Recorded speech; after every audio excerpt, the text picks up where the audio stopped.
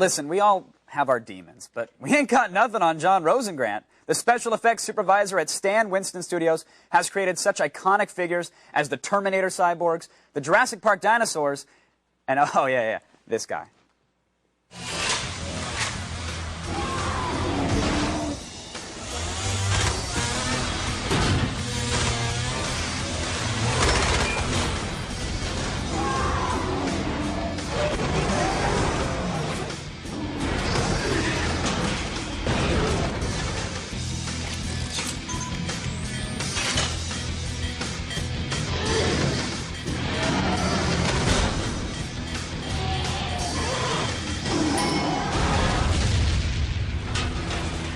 Yummy.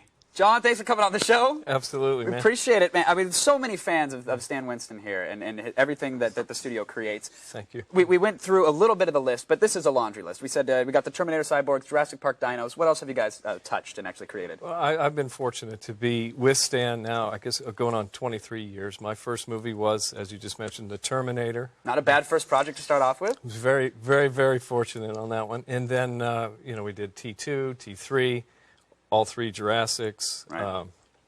Aliens. Tank Girl. Come on, how can you forget Tank Girl? Tank Girl was in there. Aliens, Predator, Edward Scissorhands, Interview with a Vampire. And you're one of the few guys who knows if the Wolfman actually has nards. He does. You were in Monster Squad, and he does have nards. You can confirm this. That was my character. We each took a character on Monster Squad, and that was mine. Werewolves are always my favorite, so I was fortunate enough to get that. Any particular reason you side with the werewolves? I don't know. Okay, Maybe, that's another couch for another time. Yeah, probably a little hair. You'll get charged hourly, and they'll figure out why the fetish. You know, we see some of these effects here, and I can't believe that they're not CG. You guys work with practical effects, correct?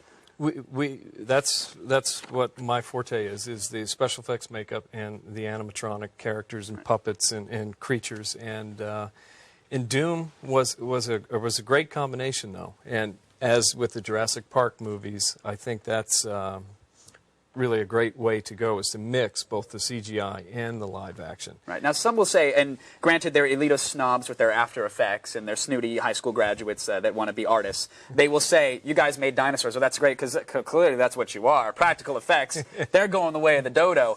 And you're saying, no, it's not. You have to blend the two. I don't think so, because I think by blending the two, it helps mix it up to fool the audience. I think if you stick with one technique, whether it be what I do, the makeup effects or the puppets and animatronic, or if it's all CG, I think people are very sophisticated now, and they start to catch on. They pick up on it right away. They do, and by mixing the two, I think it keeps it off balance and try to raise that bar. Now, see, how do you use because with a movie project like Doom, you know, the original characters, obviously, they're just pixels on a screen. They're completely digital. How do you take that and actually adapt them with using practical motors and makeup and masks and whatnot? How do you actually bring them to life? It was challenging from a couple of aspects, because I think, you know, any project that has a big following behind it, whether it be when we did Interview with a Vampire, you know, you had people that, well, are they going to be faithful to the book? And so you have to try to please that And there were like audience. 3 or 4 people out there that actually played Doom. They actually understand the game. I heard it was popular. Yes. Amongst the tweens, we think. Yeah. No, Doom had such a huge following. Were you worried that they were looking at every single aspect of the characters and seeing how true they were to the game?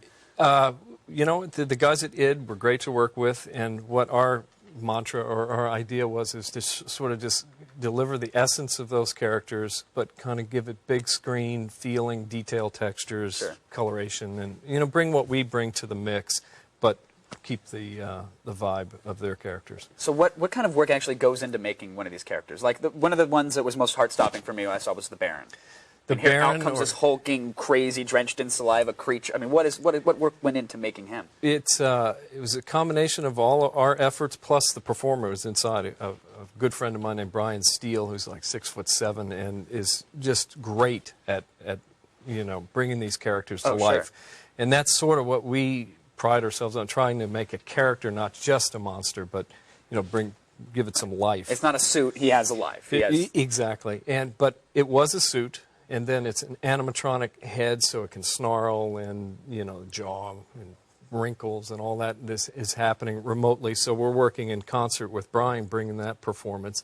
And then in the shot that you just showed in the clip, it's great because the CG has done the chainsaw, so it can end up exactly where you want it to. So he can freely swing his arm around as wild as he wants, and they'll fix it in post. And then when he blows up and things get cut off, it's all augmented with CG. So I think it's sort of showing the marriage of the best of both worlds in those effects. It's brilliant stuff. I'm never inviting you to a Halloween party because I always want the best costume, but I thank you for coming on and share it with us, John. My pleasure. We sincerely appreciate it. All righty. Hey, folks at home, are you scared?